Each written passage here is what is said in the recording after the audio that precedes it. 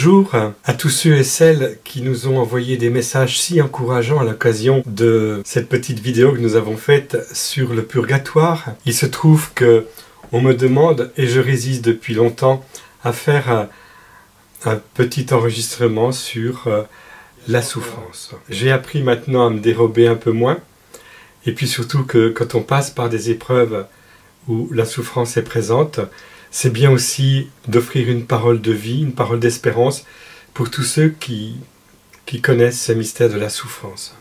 Je vais parler sans papier, je dirais d'abondance du cœur.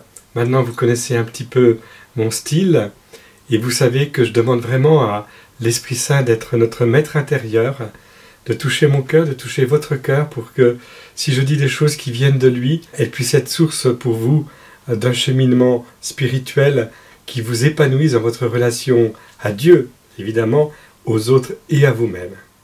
Quand on me parle de la souffrance, j'ai envie d'être discret, parce que la souffrance, pour moi, c'est surtout la souffrance des autres. Évidemment, comme tout un chacun, je pourrais dire « Regarde-moi comme j'ai souffert », et je pourrais reprendre un itinéraire, une histoire, depuis le départ, depuis la naissance, peut-être même la conception, jusqu'à maintenant. Mais je préfère parler de ce que j'ai vécu en rapport avec la souffrance des autres, et si il m'arrivera de laisser échapper l'une ou l'autre confidence, c'est bien involontaire. Car ce qui compte dans la souffrance, c'est d'être justement décentré de soi.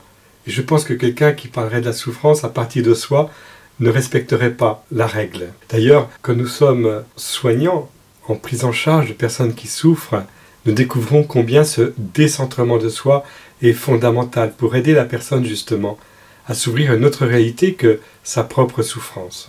La souffrance. Moi je l'ai connue très tôt parce que j'étais témoin de personnes qui souffraient, de personnes déplacées qui connaissent l'immigration par exemple et qui n'arrivent pas à parler, à s'exprimer dans un langage approprié. Je connais aussi des personnes qui ont souffert par des maladies qui étaient difficilement soignables à l'époque, liées à la respiration, par exemple, ou liées au diabète. Et une expérience qui m'a marqué tout jeune adolescent, l'après-midi, j'allais faire un peu de bénévolat dans une sorte de sanatorium, et je devais un petit peu nettoyer, vous savez, faire le métier des techniciens de surface, nettoyer les environnements des patients.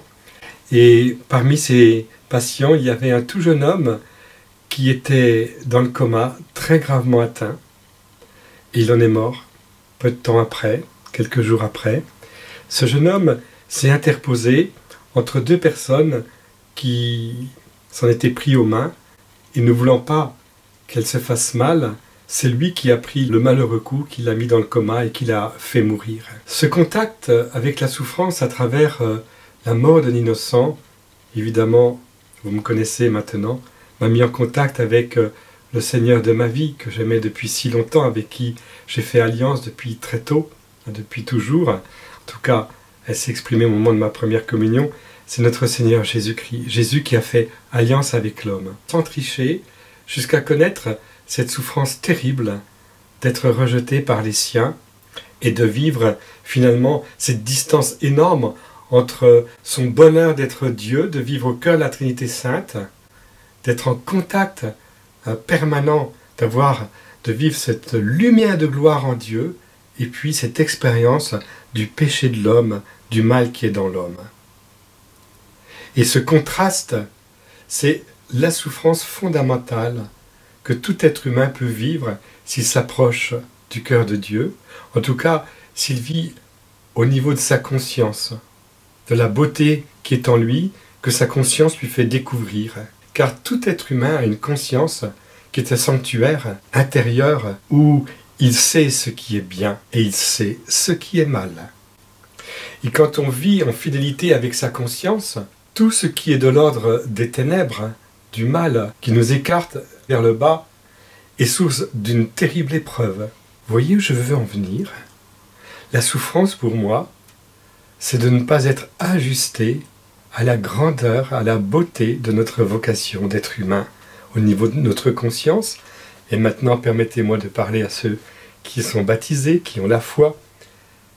la conscience, c'est très bien, mais quand elle est éclairée par la lumière de l'Esprit Saint reçue au baptême, quand tout notre être intérieur, par la grâce du baptême, est mis à disposition de Dieu, quand tout est mis en place enfin, que le péché originel est pardonné et que nous sommes capables d'un amour de Dieu total par le don du baptême, alors là, c'est une grande aventure qui commence.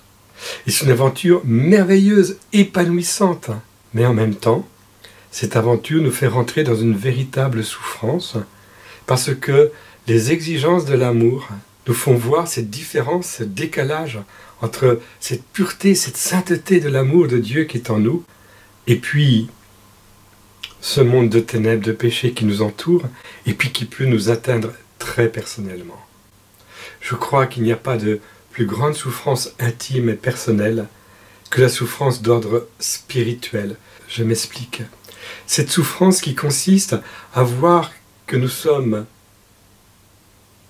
des chefs-d'œuvre, de tendresse, de bénédiction, d'un Dieu qui nous aime, qui ne peut donner que de l'amour. Et nous, en retour, nous pouvons nous fermer.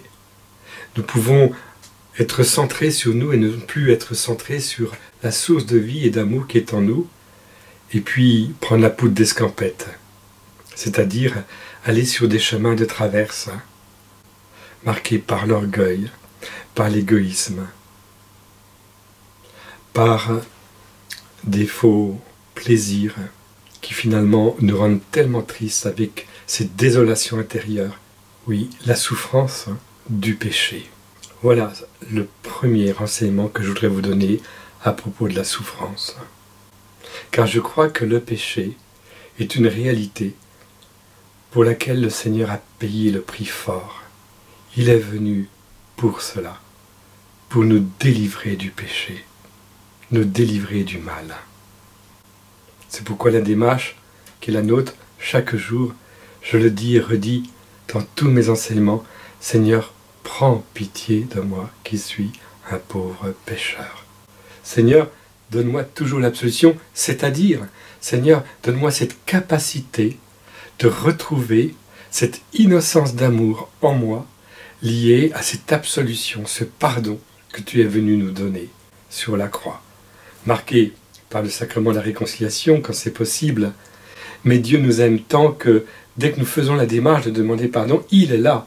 Il est là pour nous dire, ne reste pas sur ta faute la plus récente. Vis dans une dynamique d'amour que moi je veux t'offrir, parce que je vis toujours dans l'instant présent. Donc voyez-vous, cette réalité d'être sauvé par Jésus, elle doit tout de suite être mise en valeur en rapport avec ce monde de la souffrance qui est en nous. Et ce monde de la souffrance qui est en nous me dit qu'effectivement, cette souffrance, elle me rend service. Parce qu'elle me dit que je suis fait pour le bonheur et que si je ne suis pas ajusté à ma vocation sainte, à ma vocation filiale d'enfant bien-aimé du Père, alors ça fait mal. Ça fait mal. Et cette souffrance, elle peut s'intensifier dans la vie parce que nous avons une vocation avec un appel bien particulier. Nous avons une mission bien particulière. Le Seigneur veut s'appuyer sur nous. Il veut que ces instruments soient des instruments ajustés à la mission qu'il leur confie. Vous voyez où je veux en venir? Tout baptisé a une mission sainte. Tout baptisé est appelé à la sainteté. Que dire alors de ceux qui expriment, si je puis dire, leur baptême dans des engagements spécifiques, le don du mariage pour certains, ou alors à travers la vie religieuse, voire même pour certains un ministère sacerdotal, ou pour d'autres des ministères qui ne sont pas ordonnés. Toute cette réalité, cette mission qui nous est confiée, peut être effectivement l'occasion de vivre de très grandes épreuves, de très grandes souffrances. Il m'est arrivé, vous devinez bien comme tout un chacun, de connaître à l'occasion des épreuves physiques qui peuvent nous marquer. Je pense à cette crise de colique néphrétique où j'ai dû arriver aux urgences de l'hôpital. Et je me suis rappelé alors les enseignements que j'avais reçus en théorie quand j'étais élève infirmier, et on résumait ça avec 3 mots, je ne sais pas si je peux les dire, gueule, dégueule, engueule. Enfin, c'est un moyen mnémotechnique pour dire qu'on souffre tellement qu'on crie, et puis on a envie de vomir, et puis on est insupportable pour les autres. Ça, c'est une souffrance qui, paraît-il, la colique néphritique, se rapproche un petit peu de la souffrance des femmes qui vont enfanter. Mais tiens, au fait, je parle de la souffrance des femmes qui vont enfanter. Eh bien, la souffrance a à voir avec l'enfantement. L'enfantement d'un monde nouveau, d'une humanité nouvelle. Ma propre humanité. Est-ce que je suis prêt à consentir à voir dans ce cheminement qui est le mien, où la souffrance est présente, la possibilité d'une naissance, de naître à moi-même dans mon identité profonde d'enfant bien-aimé du Père. Voyez-vous, ce monde crie dans les douleurs d'un enfantement qui dure encore, nous dit l'apôtre. Eh bien, toute notre histoire pourrait aussi se résumer en cette parole. Nous gémissons, nous crions, et des fois, trop, c'est trop, Seigneur. L'insolence de cette souffrance qui peut nous saisir parfois. Mais il faut que je sois honnête. Le jour où j'ai connu cette crise de colique néphritique, j'étais en communion avec mon Dieu, et ce n'avait rien à voir avec une souffrance spirituelle. Dans la souffrance spirituelle, on a l'impression qu'on donne pour rien, que tout est absurde, qu'il n'y a aucun sens. C'est le néant. C'est la désespérance. Non, la souffrance physique ne nous met pas en contact avec cette réalité-là, même si elle est très intense. Parce que, au-delà de cette souffrance physique, il y a cette solidité de l'amour de Dieu qui est en moi, ces échanges trinitaires qui font que, oh, ça y est, je suis relié à ma source en permanence, même si ça fait très mal physiquement. Et même si le danger est là, je sais en qui je tiens et sur qui je peux tenir. Donc voyez-vous, la souffrance physique, j'ai connu des gens qui l'ont vécu, qui l'ont expérimenté. Mais pour moi, elle n'est pas la toute première à mettre en évidence. Par contre, la souffrance spirituelle, oui. C'est les plus grosses souffrances qu'un être puisse connaître, parce qu'elle touche finalement la question du salut. Être sauvé, c'est consentir à entrer dans ce monde de bonheur des échanges trinitaires, et qui sont aussi des échanges d'amour fraternel, déjà commencés sur la terre. Alors, quand on n'est pas ajusté à cette vie de bonheur dans nos relations les uns avec les autres, la souffrance est là. D'ailleurs, est-ce que vous imaginez un petit peu, est-ce que vous réalisez un petit peu, qu'en vous parlant de la souffrance, je m'oriente de plus en plus vers la question relationnelle. C'est vrai que beaucoup de personnes souffrent parce que leurs relations sont marquées par des réalités inajustées. La relation filiale, combien d'enfants souffrent de ne pas avoir un père comme ils le désirent, comme ils sont parfois même en droit de l'attendre. Mais aussi, l'inverse peut exister, des pères qui se sentent si peu reconnus par leur enfant et qui peuvent souffrir de ne pas donner toute la mesure de paternité qui est en eux. Et puis, il y a cette souffrance fraternelle où nous sommes frères et sœurs et nous sommes invités à nous accueillir les uns les autres, à savoir que eh bien, le don est un autre pour moi. Et quand ce n'est pas le cas, quand au quotidien le frère devient comme un fardeau, ou moi je deviens comme un fardeau pour mon frère et j'en ai conscience, et il en souffre, quelle épreuve est pour lui et pour moi qui me rend compte de ce dysfonctionnement que je vis dans ma relation fraternelle. Et puis, il y a cette relation d'épouse qu'on peut connaître, et quand on est consacré, nous savons bien que les épousailles fondamentales, elles sont vécues avec notre Dieu. Alors là, la souffrance est très personnelle. Elle est personnelle parce qu'en fait, elle touche cette corde sponsale d'épousailles où ce qui comble la relation, c'est ce caractère unique, cette unité d'amour unique que je vis avec mon Seigneur et mon Dieu. Et quand on est époux, c'est médiatisé par ma moitié. Je suis un homme avec ma femme, si je suis une femme avec mon mari. Et quand la relation n'est plus ajustée, qu'elle n'est plus comblante, comme on dit, eh bien, c'est une épreuve à traverser. Et puis, il y a cette autre souffrance qui touche à la fécondité, qui touche à la capacité d'être père et mère. Il y a des êtres qui ne seront jamais père et mère visiblement aux yeux des autres, mais qui exercent autrement leur paternité, autrement leur maternité. Je me souviens lors d'une hospitalisation pour un problème respiratoire sévère que j'avais eu quand j'étais élève de seconde, j'avais une quinzaine d'années. Il y avait une aide-soignante qui était pratiquement chauve, toute petite, qui était une brave femme. J'ai prié pour elle toute ma vie, parce qu'elle était d'une simplicité, d'un accès, d'une bonté. Et peut-être que cette femme ne s'est jamais mariée, peut-être qu'elle n'a jamais eu d'enfant du tout, mais la qualité de relation qu'elle entretenait avec le patient était telle que ça a comme mis du soleil dans ma vie entière. Il y a des êtres comme ça qui peuvent traverser votre existence alors qu'extérieurement, ils sont très limités dans les moyens, on va dire, extérieurs. Je me souviens quand j'étais élève infirmier, que j'ai fait un stage avec une infirmière qui était donc responsable d'une équipe d'accompagnement psychiatrique à l'extérieur de l'hôpital. Et la première fois que je l'ai vue, elle était toute défigurée. Elle avait, voilà, je ne vais pas le décrire, mais on avait peine à la regarder au niveau du visage, tellement elle était défigurée, cette femme, de naissance. Et peut-être un accident s'est rajouté à cela. Et je me suis rendu compte, au bout de 15 jours, 3 semaines, qu'elle avait une telle qualité de relation avec les uns et les autres, qu'on ne voyait absolument pas sa défiguration, et qu'on était porté par sa présence. Elle exerçait une véritable maternité, on pourrait dire.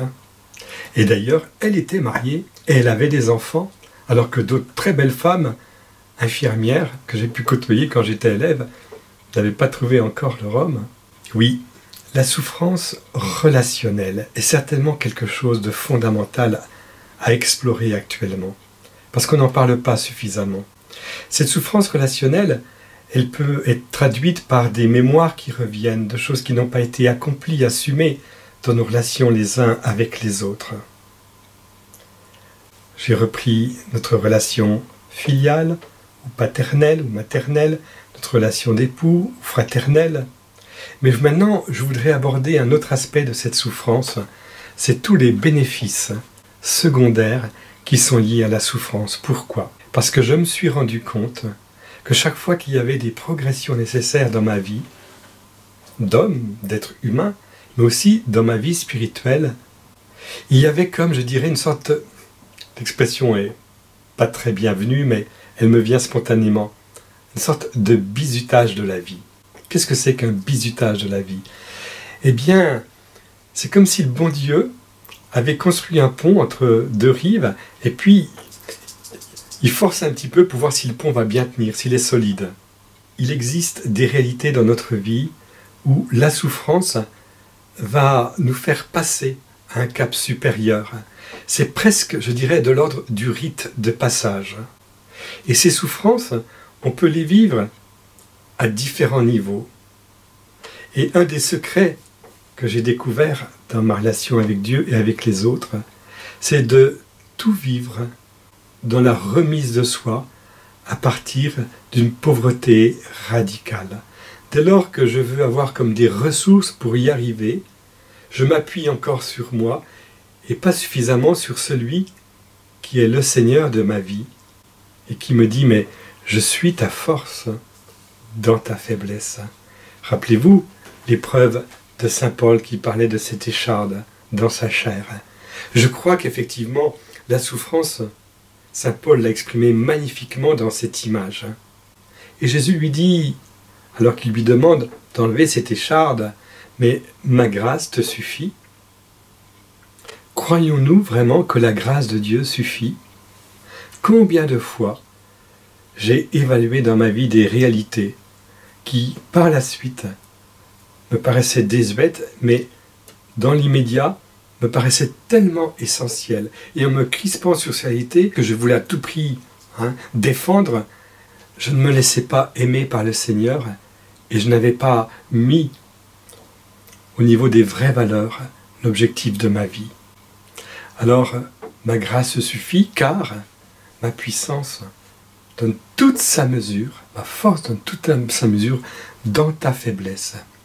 Je me souviens de ce novice qui avait une communication auriculo-ventriculaire, il avait la maladie bleue, comme on dit, et au bout de quelques mois, eh bien, il est décédé. Alors on était assez bouleversés, je crois que c'était un 20 janvier, et on a retrouvé une lettre qu'il aurait écrite, je crois, à ses parents, où il disait ceci, il devait avoir une trentaine d'années. Alors, je le dis de mémoire, mais ce mal, cette maladie qui m'atteint, Dieu m'en a fait cadeau pour que je vive avec.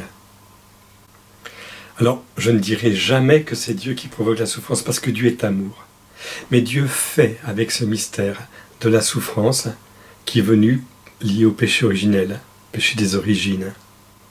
Et du coup, quand Dieu s'appuie sur nous pour reconstruire ce monde avec lui, car lui qui nous a créés sans nous ne nous sauvera pas sans nous, il nous prend au sérieux, il nous fait partenaire d'un monde nouveau pour lequel nous avons à nous investir en prenant sur nous le mal qui nous précède, je dirais en le faisant nôtre, pour le détruire en nous par une orientation de vie d'abandon, d'amour, dans la fournaise ardente de son cœur. Donc, ce confrère novice, il s'appelait Luc, m'a appris à dire, à propos de cette écharpe dans ma chair, comme dit l'apôtre Paul, Dieu m'en a fait cadeau pour que je vive avec. Sommes-nous prêts à consentir que ce qui fait mal aujourd'hui, ce qui est vraiment l'objet de notre épreuve, de notre souffrance, et qui revient tous les jours peut-être, en tout cas de manière récurrente, le Seigneur en a peut-être besoin. Il ne le veut pas pour nous, mais il fait avec. Je dis des choses qui peuvent surprendre, mais je voudrais qu'en parlant de la souffrance, nous ayons toujours en vue le fait que ce monde va vers un accomplissement merveilleux de beauté, de grandeur, de dignité. Parce que il a triomphé, le lion de Juda, c'est Jésus. Et si dans la souffrance, nous sommes accrochés au Seigneur, si nous le laissons vivre en nous, son offrande au Père dans cette souffrance que nous traversons, eh bien comme dit le curé d'Ars, je souffre, je porte ma croix, mais Jésus me porte, moi et ma croix, alléluia. Je ne sais pas si c'était le curé d'Ars qui disait ça, je crois que c'était le pasteur Thomas Roberts lors d'une rencontre à Ars. La souffrance est la trame cachée, secrète, que le Seigneur connaît dans chacune de nos vies. Si cette souffrance nous permet de nous savoir solidaires de ce monde éprouvé, où nous ne sommes pas à côté de nos frères qui souffrent, mais avec eux, empêtrés dans, je dirais, la boue comme eux, mais en criant vers le Seigneur, en disant « Seigneur, prends pitié de nous, pauvres pécheurs ». Et je pense aussi à cette prière au moment de la communion, « Seigneur, nous ne sommes pas dignes de te recevoir, mais dis seulement une parole et nous serons guéris. » Alors je pense que la souffrance est une grande éducatrice de patience, d'ouverture aux autres. On ne la ramène pas quand on souffre, parce qu'on ne sait jamais bien souffrir. Par contre, quand on souffre, on est au niveau des plus petits, des plus pauvres. Et là, notre vie prend une tournure tout à fait différente. Quand on souffre, nous sommes finalement ramenés à cette attitude fondamentale d'une remise de soi à celui qui nous a précédés dans ce chemin de croix. Et nous portons véritablement une croix Il ne faut pas tricher avec cela. Mais cette croix, mon Dieu, elle nous fait grimper, gravir la montagne, aller vers le haut. Combien de fois nous voulons délaisser la croix, et puis nous nous rendons compte qu'en fait, la croix qui a été choisie par Jésus, c'est une sagesse d'amour que le Seigneur veut inscrire dans notre vie. Je voudrais bénir le Seigneur pour tout ce cheminement qu'il m'a fait connaître depuis ma plus tendre enfance dans ce monde de la souffrance. Et je ne le dis pas facilement, je le dis en vérité, parce que combien de fois il m'est arrivé de réaliser devant des épreuves à traverser qu'il y avait une alliance avec Dieu depuis toujours, depuis très longtemps, depuis tout petit, et que cette alliance-là, rien ne pourra l'atteindre si je suis fidèle, si je me laisse porter par celui qui s'est engagé pour moi dans cette alliance. Alors Seigneur, ce soir, je te rends grâce pour tout ce chemin que tu vis dans le cœur des pauvres et des petits. Ces petits, ces pauvres, ces souffrants sur notre route. Seigneur, tu me fais la grâce de vivre dans un abandon, une confiance.